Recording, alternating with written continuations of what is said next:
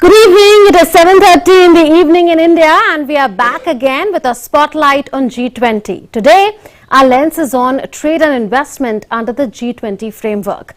G20 economies account for 85% of global GDP, 75% of global trade and 60% of the world's population. But the multilateral trading system faces uncertainty due to the COVID-19 pandemic, Russia-Ukraine conflict, unilateralism, protectionism and fragmentation. So on India at G20, we asked today, can India as G20 President help in bringing greater predictability, stability and trust to the multilateral trading system and make it more responsive to the needs and priorities of developing nations? I'm Munmin Bhattacharya. Let's get started with the top stories. Union Minister of Communications, Electronics and Information Technology Ashwini Vaishnav launches G20 Global Digital Innovation Alliance program and Stay Safe online campaign. Alliance aims to recognize and support innovators that have digital solutions for various world economies.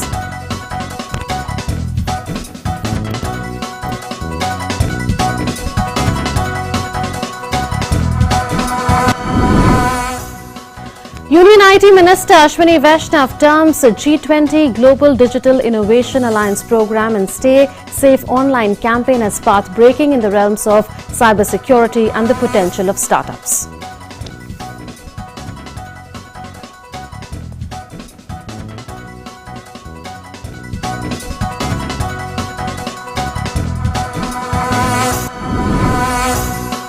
India's G20 Sherpa Amitabh Kant pens an article on India's competitiveness challenge. Writes, India has advanced significantly on many fronts and has the potential to leapfrog to a higher stage of development. Asserts it is critical to enhance the nation's competitiveness for long-term private sector efficiency.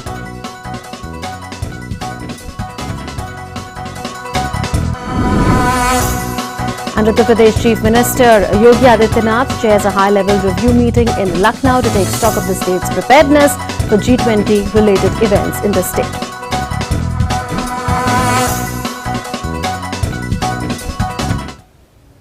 Tensions within the multilateral trading system have long been apparent, and even today, the global trade landscape continues to be uncertain. What are those uncertainties?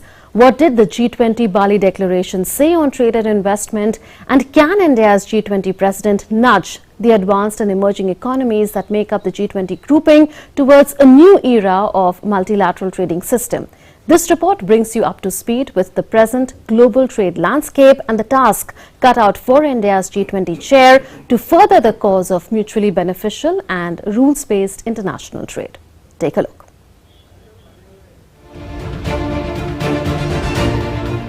The COVID-19 pandemic, Russia-Ukraine war and trade and technology wars have disrupted global chains impacting international trade. There are instances of unilateralism such as European Union's revised trade rules in force since February 2021 that allow the bloc to introduce sanctions without prior authorization from the WTO in the event it faces obstruction in dispute settlement from an opposing country. Other examples are the economic response to Russia's action in Ukraine that includes sanctions as well as the decision to revoke Russia's most favored nation status. The two largest economies, the United States and China, are waging a trade and technology war, replete with sanctions against companies' export restrictions and tariffs. Vaccine nationalism has also been apparent, and food protectionism across the world is on a rise in the wake of the Russia-Ukraine war. COVID-19 led to the steepest decline in international trade on record, but also the fastest recovery. The World Bank notes trade rebounded faster and stronger than any other component of global output. The year 2021 saw a record $28.5 trillion worth of trade, occurring a 13% increase from pre-pandemic levels in 2019. Trade has the potential to boost growth of the developing world.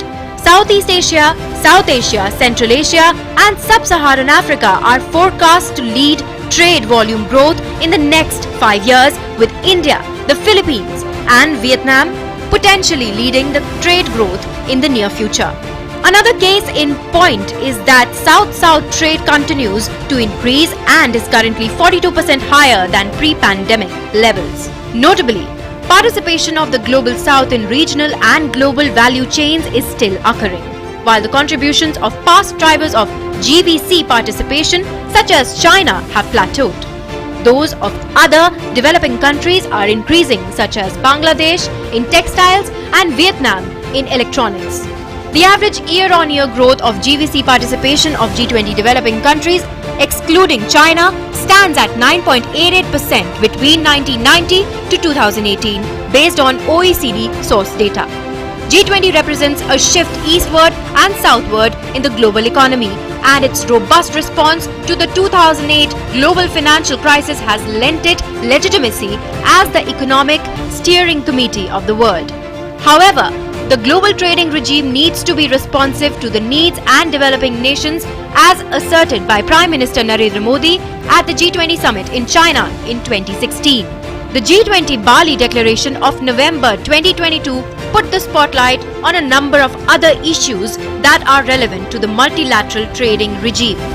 It reaffirmed that the rules-based, non-discriminatory, free, fair, open, inclusive, equitable, sustainable and transparent multilateral trading system with the WTO at its core is indispensable to advancing our shared objectives of inclusive growth, innovation, job creation and sustainable development in an open and interconnected world, as well as to supporting the resilience and recovery of a global economy under strain due to COVID-19 and global supply chain disruption.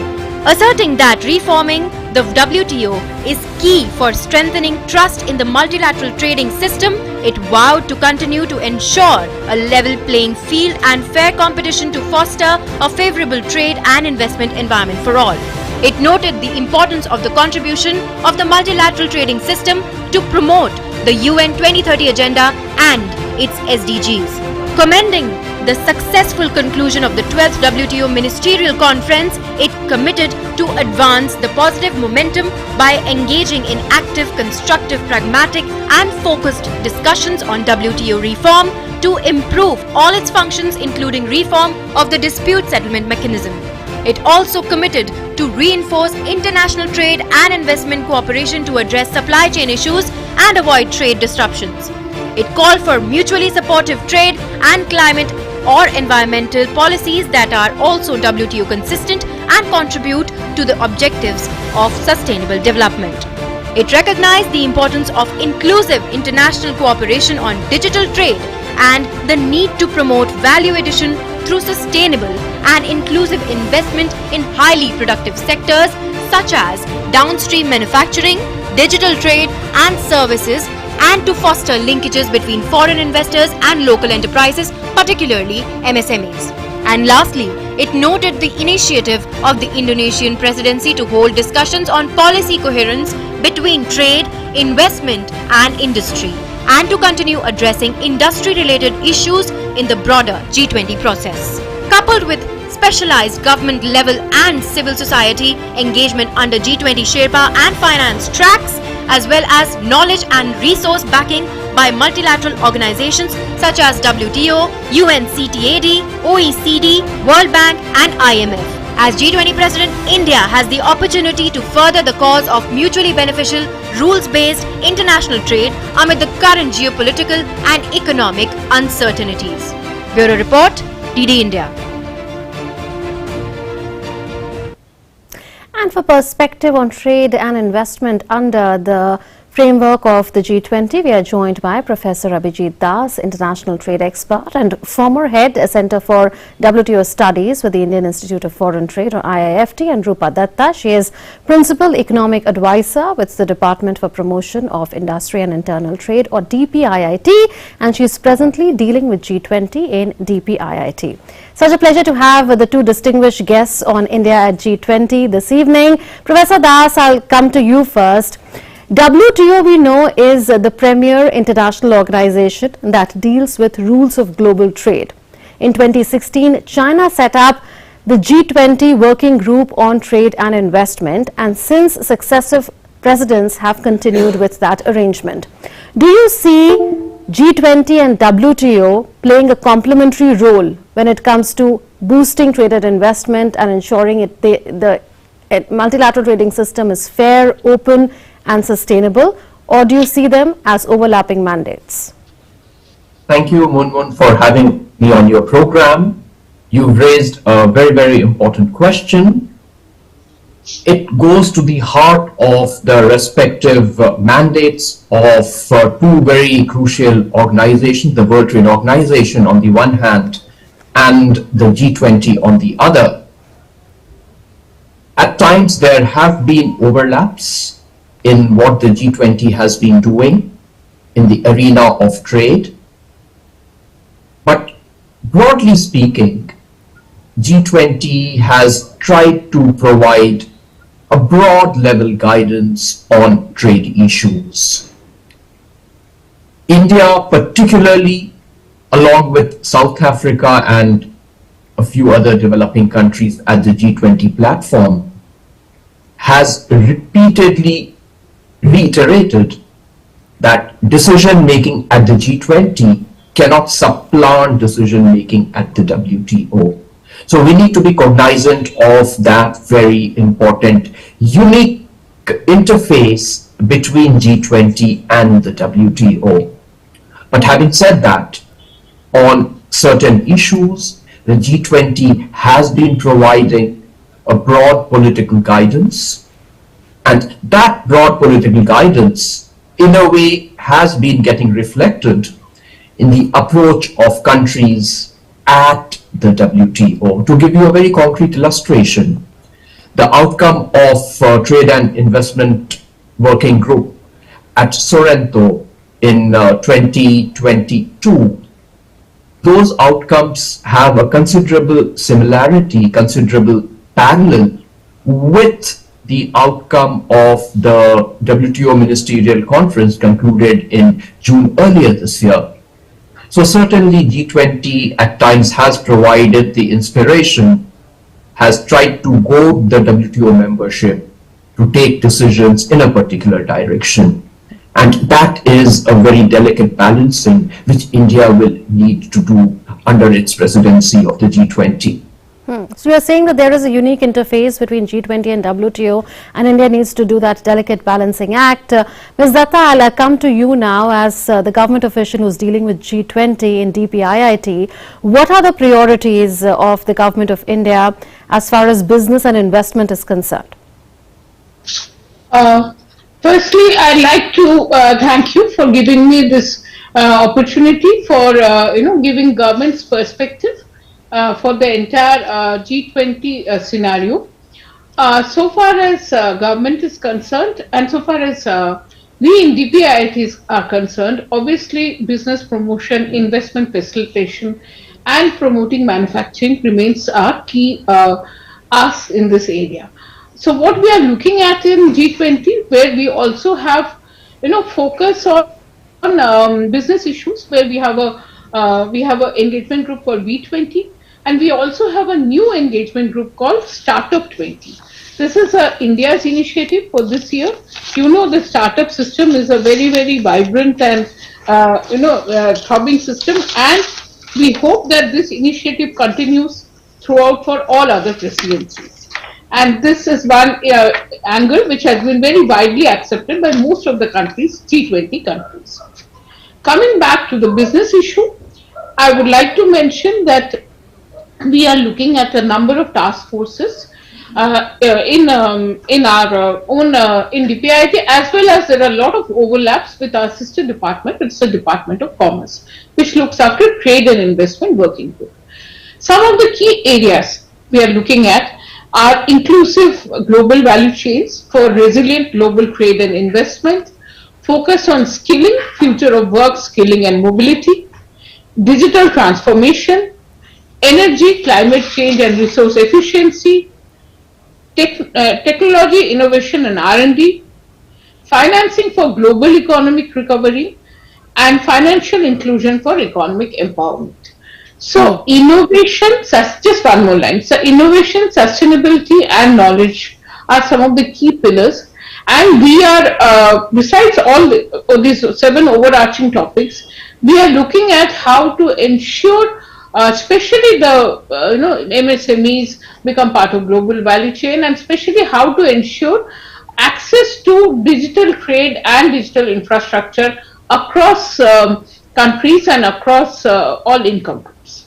Right. So you've outlined the priorities of India as far as business and industry is concerned. Professor Das, your thoughts on India's priorities, could they not have been more relevant considering the current global geopolitical and economic conditions?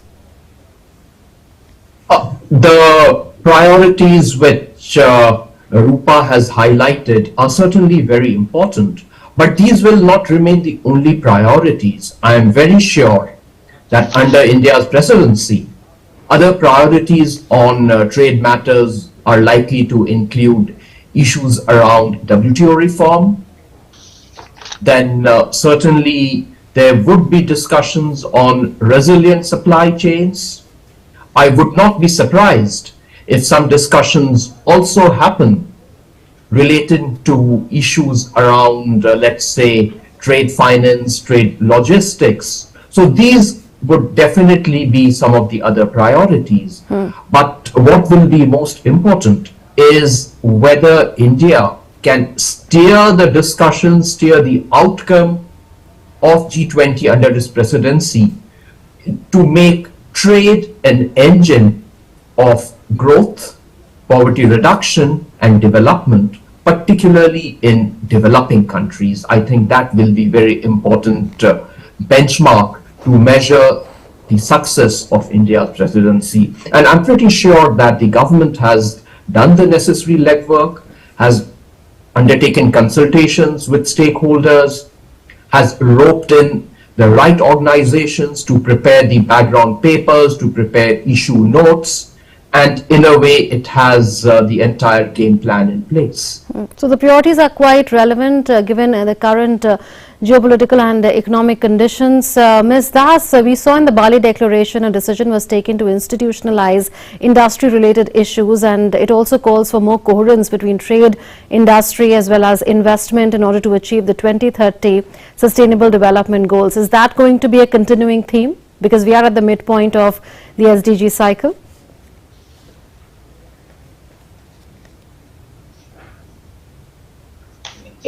Are you asking me? Yes, ma'am. Yeah. Firstly, I fully agree with Abhijit, and it's a pleasure to see him here, an old friend and colleague of mine. Yes, trade. Some of the issues which I highlighted were more focused on business, but like I said, trade and investment related issues would include trade as an engine of growth and sustainable and inclusive industrialization, resilience of global value chains, and how to use trade as an engine for promoting growth. Now, the point which, if you can just move, can you just repeat your last question for 1 minute?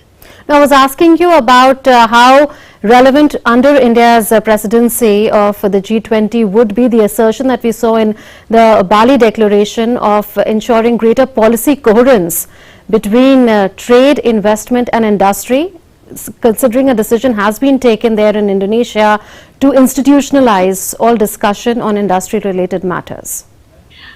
Yes, in fact, I was there when the trade and investment working group meetings were happening, and it was a consensus-based decision where it was decided that there would be, as you said, coherence between trade and investment and industrial policies. And it was also mentioned that this would focus on adoption of Industry 4.0 technologies in production processes, look at industrial decarbonization in driving green and digital transformation, and advancing cooperation on industry-related issues.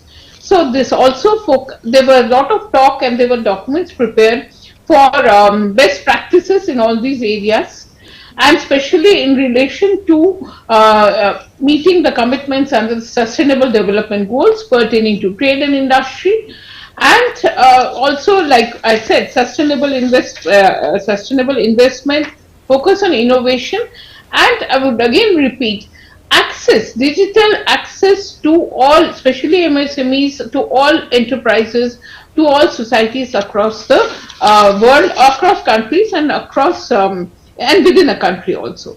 So because this became very important, I think, during the COVID-19 pandemic, and when need for having domestic as well as global value chains and digital access. We all saw how digital access helped us in leading our day-to-day life. So this access has to be widespread, it has to be democratized, and it has to be all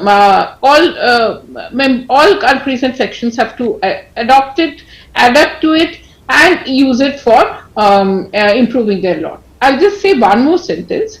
As Abhijit has also said and you have mentioned, we are also looking at specific outcomes. The issue notes are ready. These have been circulated. There have been a lot of discussions with national and international organizations.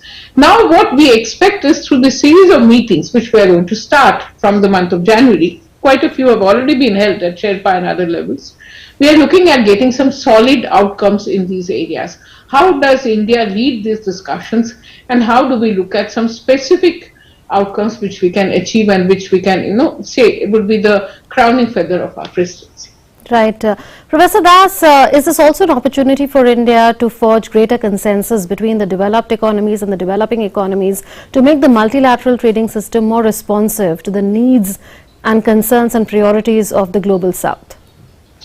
You're very right, Munmun. This is certainly an opportunity to forge consensus on some of the burning issues at this juncture at the WTO, the most important of which is the need, the desirability, the imperative to revive the now dysfunctional appellate body.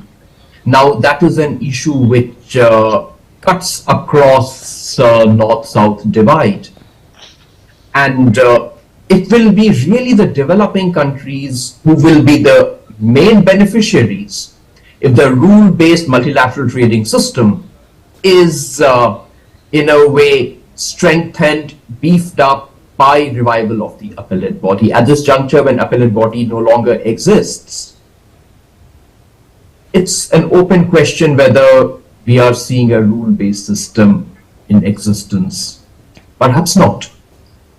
We have no mechanism to ensure that countries comply with their obligations so that others can enjoy their rights. So one of the biggest contribution of India's presidency in the arena of trade, which will help both developed and developing countries, and in particular developing countries, will be if India can forge a consensus on how to revive the appellate body. I think that will be a singular, most important achievement of India's presidency in the arena of trade. And let's be hopeful of that. I'm sure our diplomats, officials, trade negotiators are nimble-footed enough to bridge the divergence that might exist in this area, to see what is feasible, what can be attempted, so that on the area, in this area of appellate body, we have a concrete outcome by September next year. Right, so this is an opportunity for India to forge consensus on that issue as well. Ms. Datta, we are aware of the kind of role that MSMEs play in developing or emerging economies, including in India. They have so much of potential when it comes to job creation and supporting livelihoods. Now, a theme in Indonesian presidency was making these MSMEs more globally competitive. Will that be a continuing theme as far as India is concerned? Absolutely so. There have been several, discussions held on this issue, and what probably we are looking at is digital transformation of MSMEs, which have also been discussed in previous trade and investment working groups, increasing their participation in global value chain, facilitating access to information and markets, increasing their overall competitiveness. And here, issues of enhancing financial access and digital financial inclusion becomes important. So we are probably looking at creating platforms for MSMEs where, and Indonesia, of course, was very clear, was very focused on this discussion, and we in India would like to take it forward. We are probably looking at some of the issues. I mean, this is still in the thought state where India would like to steer discussions. Establishing a global online trade help desk, look at how, and as I said, integrate MSMEs with global trade, develop guiding principles on digital platforms, and leveraging the entire use of digital technology so that MSMEs can become part of global value chains. They can move up, they can exhibit their products, and they can also be part of this entire process of improving trade, increasing prosperity, and ensuring well-being for all, which I would say would be the basic tagline for all the sustainable development goals also. Right. Professor Das, quickly I'll ask you that there are several challenges currently facing the multilateral trading system. What is the one challenge that you would like India to help address through the G20 to the extent it can as part of G20 framework? Murman, I've already identified that challenge, which is reviving the appellate body. I think there is Okay, so no that challenge. is the biggest challenge. Right. And do you agree, Ms. Datta? Will that be one of the imponderables? Yes, definitely from the WTO perspective, which is consensus based and which is rules based and which is very important in today's today's present situation, where we need to have a body like WTO. And this was a very, as Abhijit has said, it was a very welcome decision when the WTO declaration was adopted.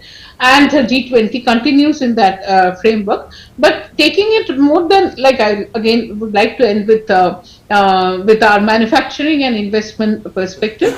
We would really like, and we'll also use G20 as a how to promote investments across the world, especially also with focus in India. Right. So catalyzing investment, promoting industrial development, focusing on startups, and maybe trying to set up some global institutes based on innovation and sustainability would be some of our key asks from the G20. Right. We'll leave it at that. Thank you, Ms. Datta and Professor Das, for joining us with your views on India at G20 today. Thank you. Thank you. India's G20 Sherpa Amitabh Kant has penned an article on India's competitiveness challenge. Kant writes that India has advanced significantly on many fronts and houses the potential to leap to a higher stage of development. Kant further asserted that it is critical to enhance the nation's competitiveness for long-term private sector efficiency.